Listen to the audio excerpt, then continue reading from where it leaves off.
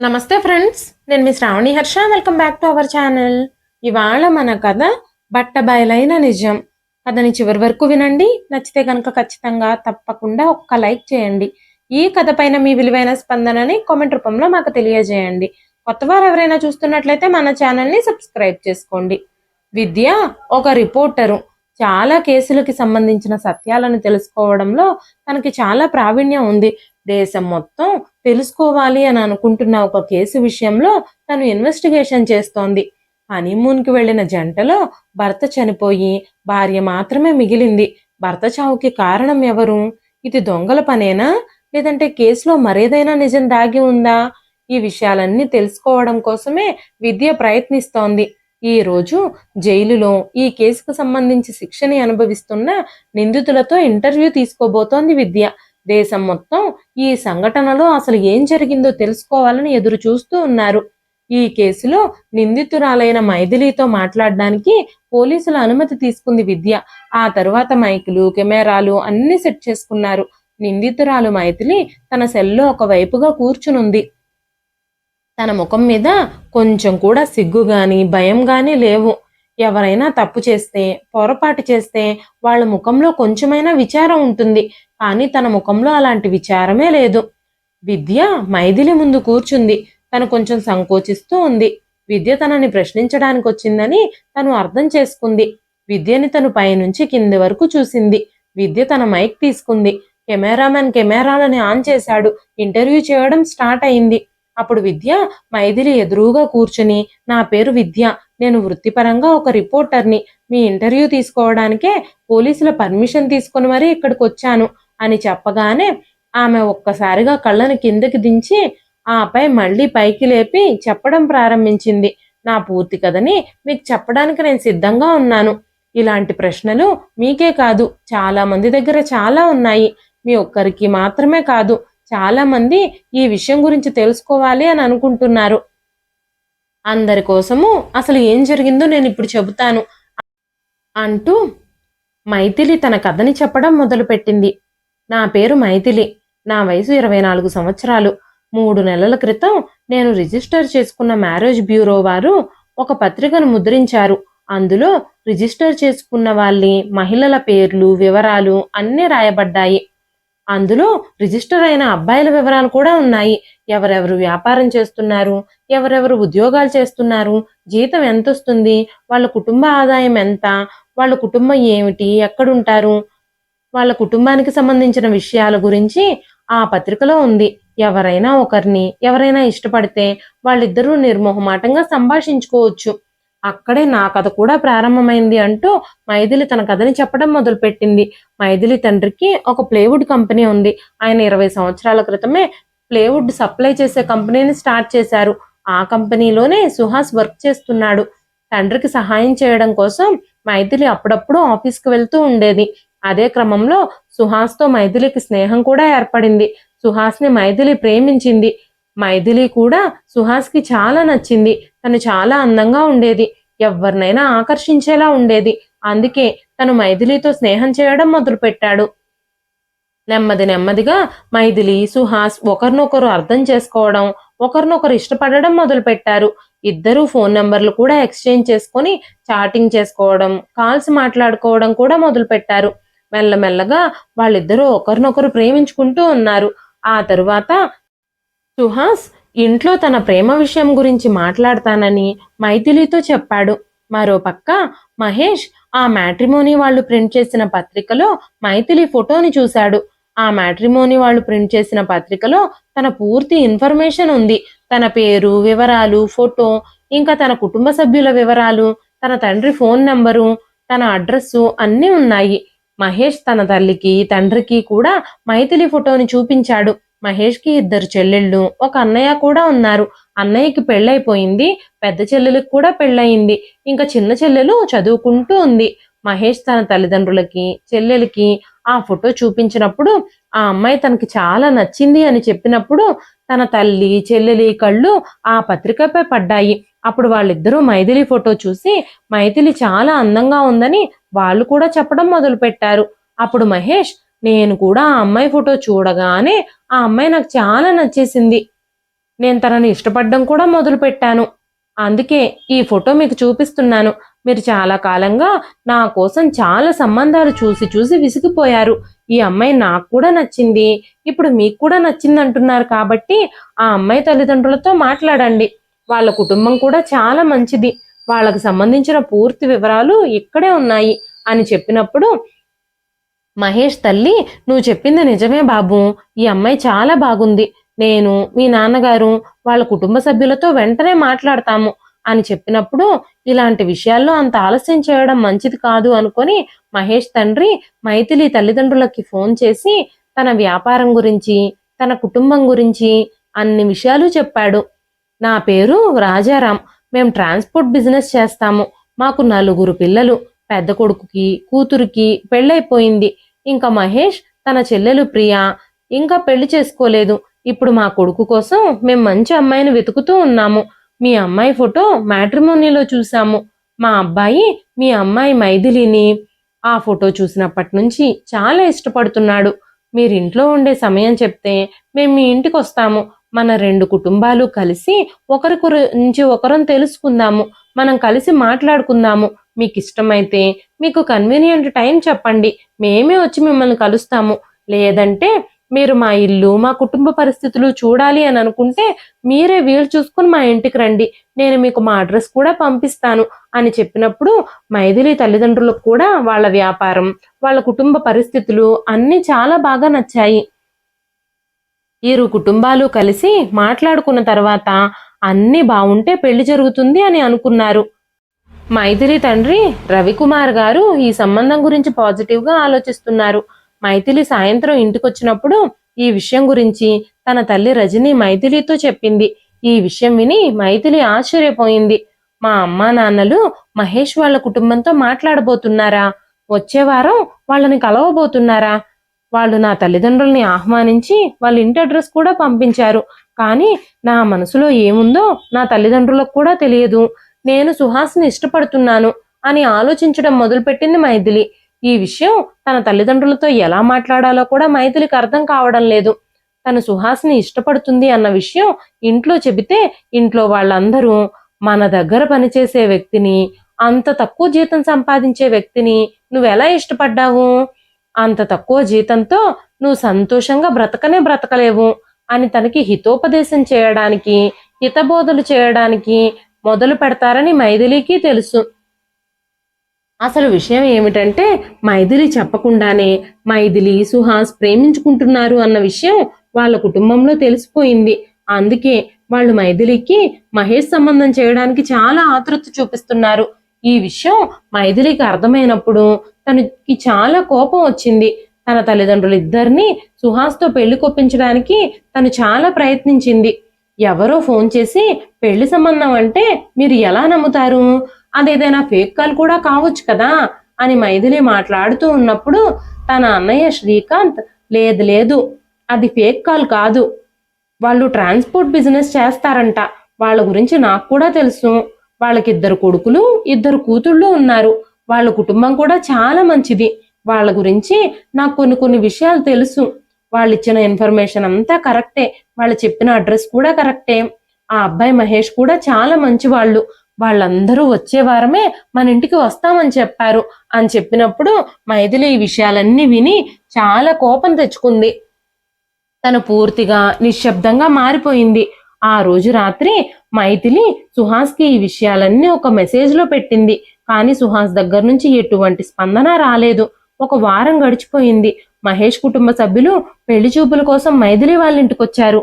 మైథిలిని చూసినప్పుడు మహేష్ కుటుంబ సభ్యులందరికీ మైథిలి ఎంతగానో నచ్చింది. మహేష్ కుటుంబ సభ్యులందరినీ మైథిలి కుటుంబ సభ్యులు ఎంతగానో గౌరవించారు. 2 కుటుంబాలకి ఒకరికొకరు నచ్చడంతో అతి త్వరలోనే పెళ్లి జరిపించాలని అందరూ అనుకున్నారు. మైథిలి కుటుంబ సభ్యులైతే 1 నెల రోజులలోపే పెళ్లి జరిపించేద్దాము, మాకు ఎలాంటి అభ్యంతరము లేదు అని చెప్పారు. మైథిలి తల్లిదండ్రులు ఈ పెళ్లి చేయడానికి చాలా తొందరపడుతున్నారు. ఆ తర్వాత మైథిలి తండ్రి, అన్నయ్య కలిసి మహేష్ కుటుంబం ఎలా ఉంటుందో, వాళ్ళ ఇల్లు ఎలా ఉంటుందో చూడ్డానికి వెళ్లారు. మహేష్ కుటుంబ సభ్యులు మైథిలి తండ్రిని, అన్నయ్యని చాలా సాదరంగా ఆహ్వానించారు. వాళ్ళ ఇల్లు చాలా బాగుంది, వాళ్ళ కుటుంబ పరిస్థితులు, ఆర్థిక పరిస్థితులు కూడా చాలా బాగున్నాయి. ఇవన్నీ చూసిన తర్వాత ఈ సంబంధం ఇంకా ఇంకా నచ్చింది వాళ్ళకి. మైథిలి తండ్రి రవి గారు ఎంత తొందరగా వీలైతే అంత తొందరగా వివాహం చేయాలని కోరుకుంటున్నారు. కానీ మైథిలి మాత్రం తన తల్లితో, తన అన్నయ్యతో తనకి ఈ పెళ్లి ఇష్టం లేదని, తను సుహాస్ని పెళ్లి చేసుకుంటానని చెప్పడానికి చాలా ప్రయత్నించింది. కానీ ఎవ్వరూ తన మాటలు వినడానికి సిద్ధంగా లేరు. ఎందుకంటే వాళ్ళ కుటుంబంలో ప్రేమ వివాహం ఇప్పటి వరకు జరగలేదు.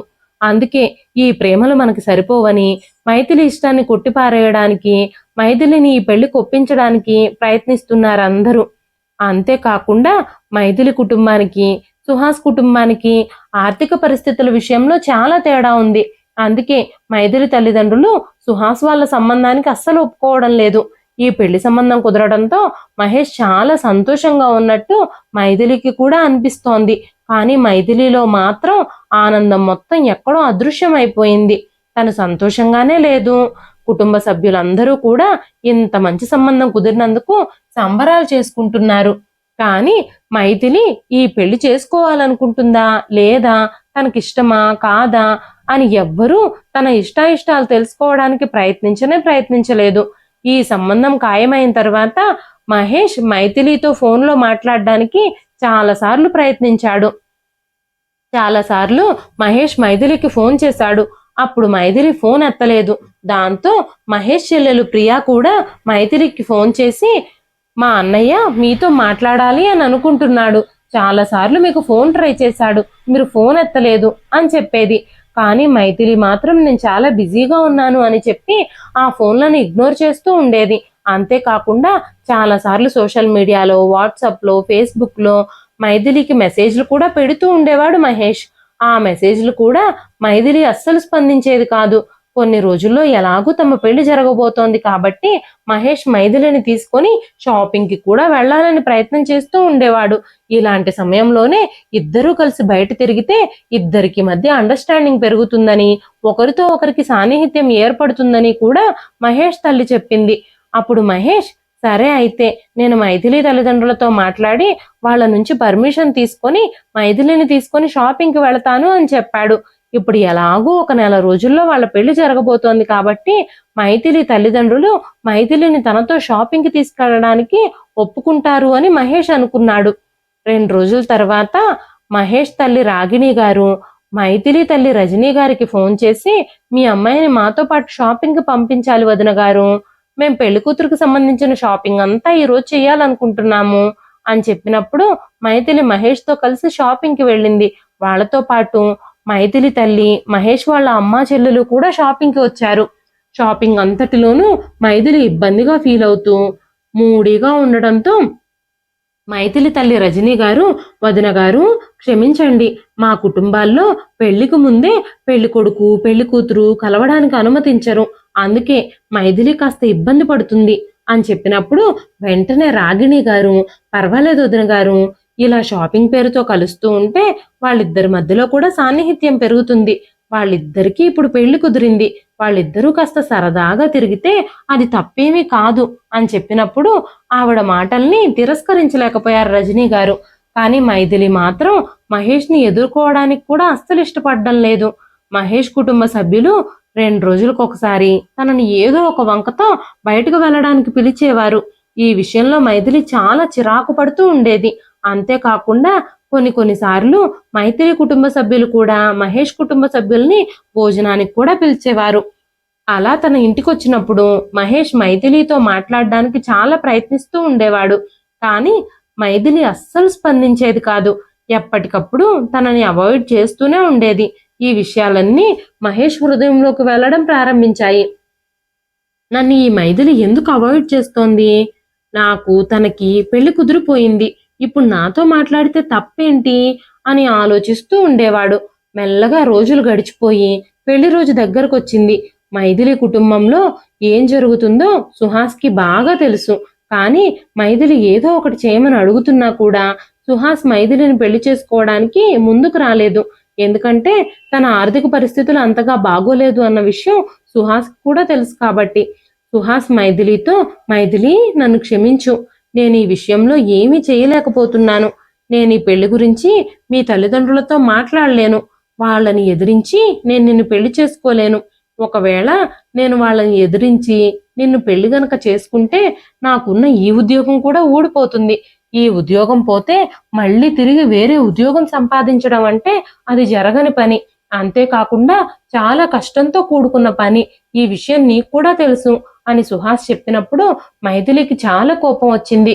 సుహాస్ మాటలన్నింటినీ మైథిలి అర్థం చేసుకోవడం మొదలుపెట్టింది. మైథిలి కుటుంబ సభ్యులందరూ పెళ్లి కోసం, రిసెప్షన్ కోసం ఏర్పాట్లు చేయడం మొదలుపెట్టారు.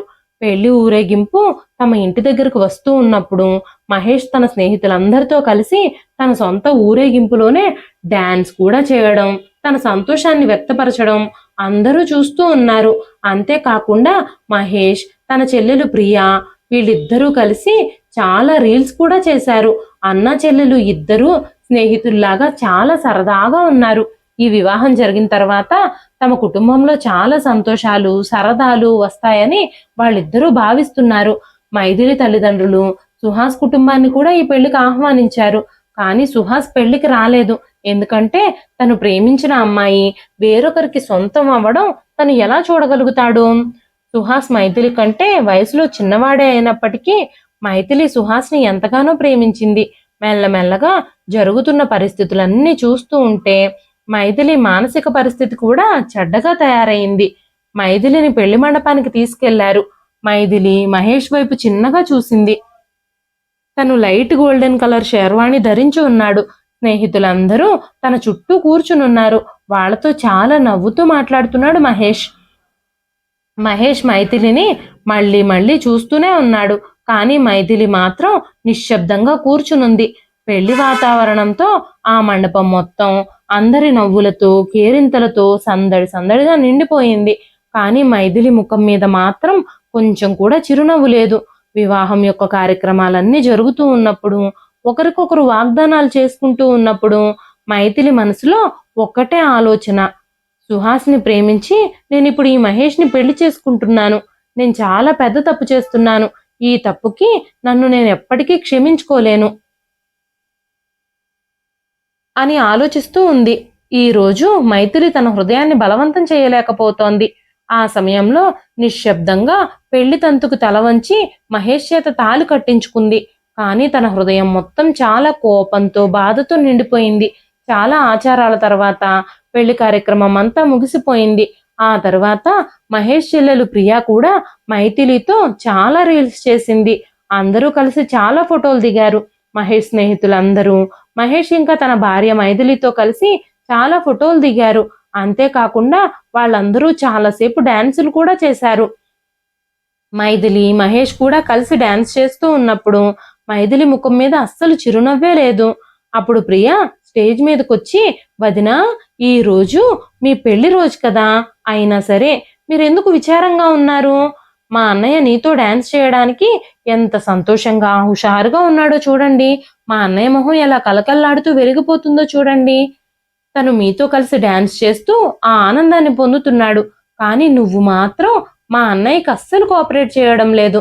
అసలు ఈ వివాహంతో నువ్వు సంతోషంగానే ఉన్నావా లేదా అని అడిగినప్పుడు మైథిలి ఏమీ మాట్లాడలేదు. అవును, నాకు ఈ పెళ్లి ఇష్టం లేదు, నేను ఈ వివాహంతో సంతోషంగా లేను అని తను ఎలా చెప్పగలదు? మరోవైపు తను ఎంతగానో ప్రేమించిన సుహాస్ తనని మోసం చేశాడు. పెళ్లి ముందు రోజు రాత్రి మైథిలి సుహాస్కి ఫోన్ చేసింది. సుహాస్, నేను నిన్ను చాలా ప్రేమిస్తున్నాను, నువ్వు లేకుండా నేను బ్రతకలేను అని సుహాస్తో చెప్పినప్పుడు సుహాస్ వెంటనే, నన్ను క్షమించు మైథిలి, నేను నీతో కలిసి బ్రతకడానికి, నిన్ను పెళ్లి చేసుకోవడానికి ఏమీ చెయ్యలేను. నేను ఇప్పటికీ మీ నాన్న కింద పనిచేసే ఒక ఉద్యోగిని. ఈ రోజు నా స్థితి గనక బాగుండుంటే నేను ఎవ్వరికీ భయపడేవాళ్నే కాదు అని చెప్పిన మాటలే పదే పదే తనకి గుర్తుకొస్తున్నాయి. ఆ మహేష్ కారణంగానే ఇదంతా జరిగింది. తను మీ ఇంట్లో ఈ పెళ్లి ప్రస్తావనని తీసుకురాకపోయి ఉండుంటే మీ ఇంట్లో వాళ్ళు ఇంత తొందరపడేవాళ్లే కాదు. ఈ లోపల నేనేదైనా మంచి ఉద్యోగం సంపాదించి నిన్ను ఎలాగైనా సొంతం చేసుకునేవాణ్ణి అంటూ చెప్పాడు సుహాస్. ఆ సమయంలో సుహాస్ మాటలకి మైథిలికి చాలా కోపం వచ్చింది. మైథిలి పరిస్థితుల్ని అర్థం చేసుకొని తన ముఖం మీద ఒక చిన్న చిరునవ్వు తెచ్చుకుని, నేను ఈ పెళ్లితో చాలా సంతోషంగా ఉన్నాను అని అందరికీ చూపించడానికి చాలా ప్రయత్నిస్తూ ఉంది. 2 రోజులు మహేష్తో సంతోషంగా ఉన్నట్టు నటించింది మైథిలి. మెల్లమెల్లగా మైథిలి మహేష్ ఇంకా అతని కుటుంబం యొక్క అందరి హృదయాల్ని గెలుచుకోవడానికి ప్రయత్నించింది. ఆ ఇంట్లో మహేష్ తల్లి రాగిణి గారు మైథిలిని చాలా జాగ్రత్తగా చూసుకుంటున్నారు. మహేష్ చెల్లెళ్ళిద్దరూ పదే పదే మైథిలి దగ్గరకు వస్తున్నారు. తమ వదినని ఆట పట్టిస్తున్నారు. మైథిలి పైకి సంతోషంగా ఉన్నట్టు కనిపిస్తున్నా తను లోపల సంతోషంగా లేదు. మధ్యాహ్నం తను విశ్రాంతి తీసుకోవడానికి తన గదిలోకి వెళ్ళినప్పుడు అందరూ సంతోషంగా ఎవరి సంభాషణలో వాళ్ళు ఉండేవాళ్ళు. అప్పుడు మైథిలి సీక్రెట్ గా సుహాస్కి ఫోన్ చేసి మాట్లాడుతూ ఉండేది. నేను నిన్ను చాలా మిస్ అవుతున్నాను అని మైథిలి మాట్లాడుతూ ఉన్నప్పుడు మైథిలి సుహాస్ కలిసి మహేష్ని ఏదో ఒకటి చెయ్యాలి అని ప్రణాళికలు వేసుకోవాలని ఆలోచించడం మొదలుపెట్టారు. అప్పుడు మైథిలి సుహాస్తో, సుహాస్ నేను నువ్వు లేకుండా అస్సలు జీవించలేను.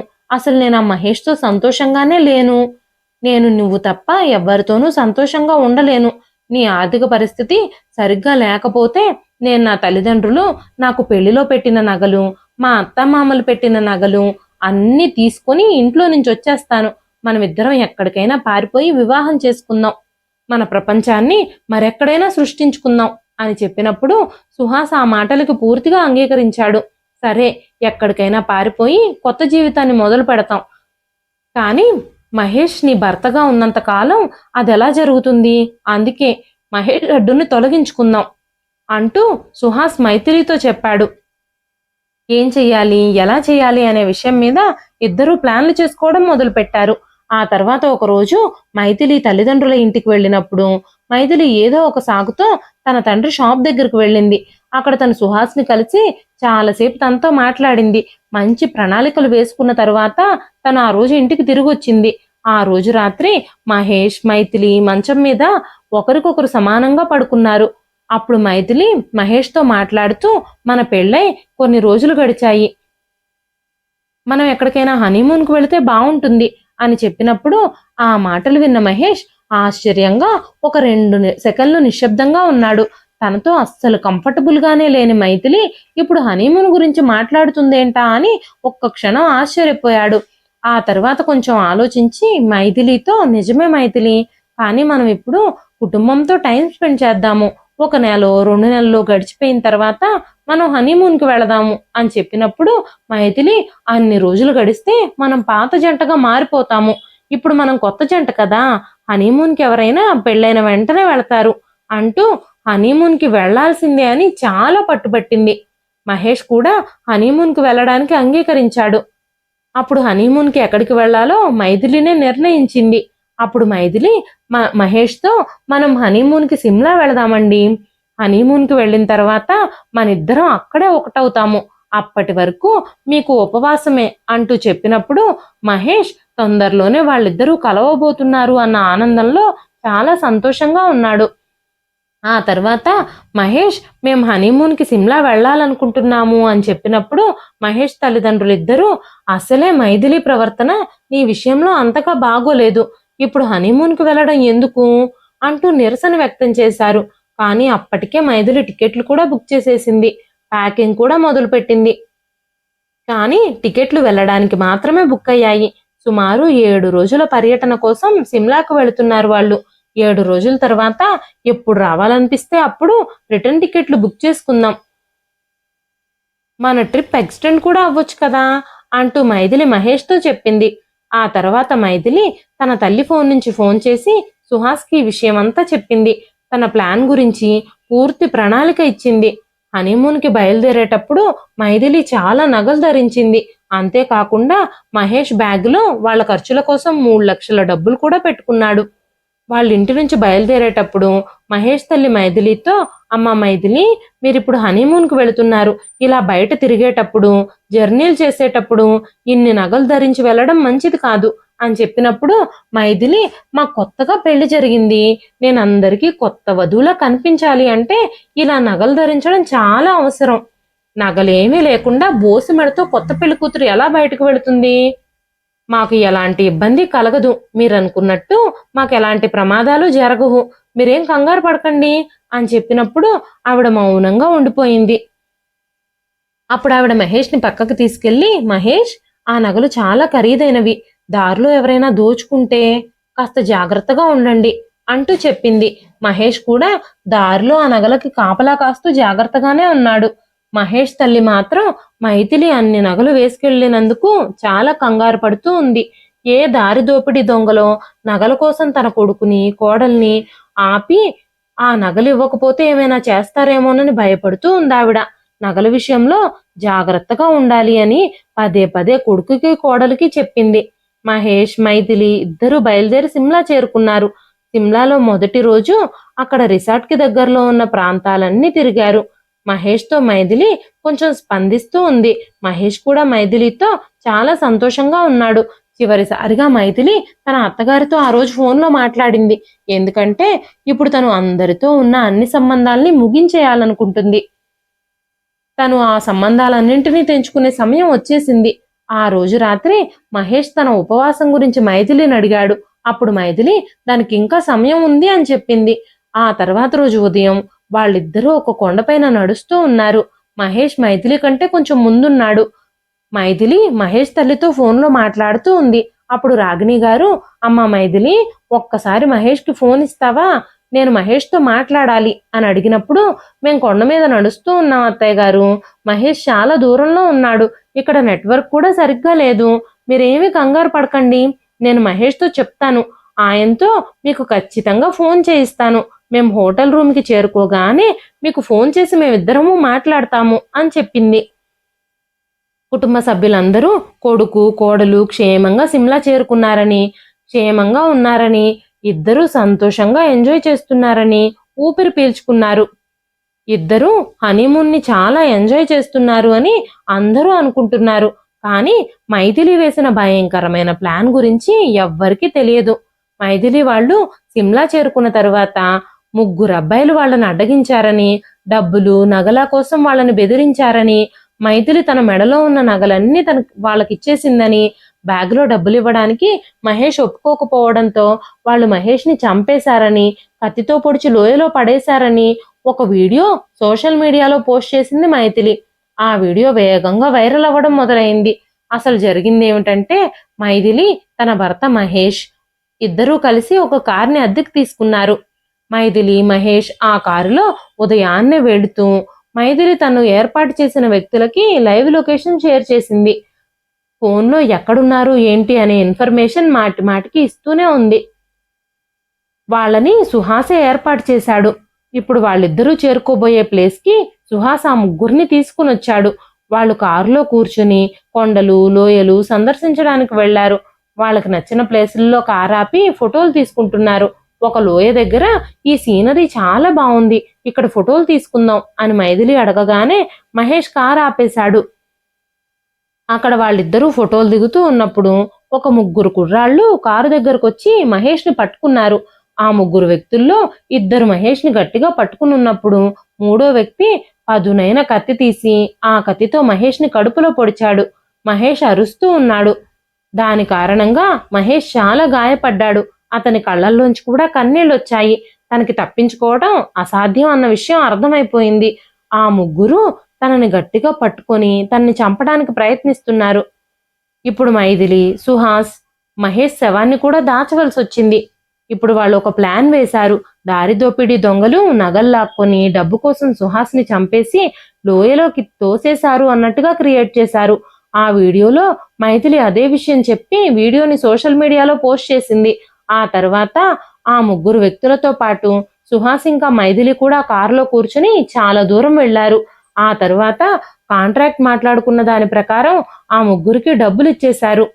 ఆ నగలతో, డబ్బులతో ప్రమాదం జరిగిందన్న వీడియో పోస్ట్ చేసిన తర్వాత తను సుహాస్తో కలిసి ఎక్కడికైనా పారిపోవడం అంత సేఫ్ కాదు అని చెప్పి వాళ్ళిద్దరూ కలిసి జీవించడం ఇప్పుడు అంత సరైన పని కాదు కాబట్టి ఆభరణాలు, డబ్బులు తీసుకుని సుహాస్ని వేరే ఊరికి వెళ్ళిపోమంది మైథిలి.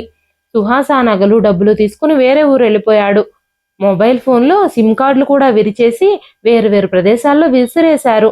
మైథిలి సోషల్ మీడియాలో పోస్ట్ చేసిన వీడియో చూసిన తర్వాత వాళ్ళ కుటుంబ సభ్యులందరూ ఇద్దరికి ఫోన్ చేయడానికి, తమతో మాట్లాడడానికి ప్రయత్నాలు చేస్తున్నారు.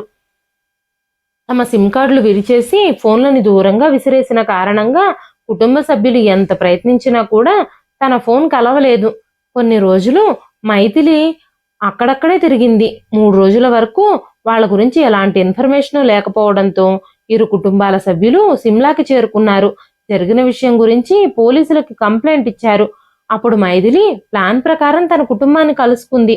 తన భర్త మరణానికి తను చాలా భయపడుతున్నట్టు అందరి ముందు నటించడం మొదలుపెట్టింది.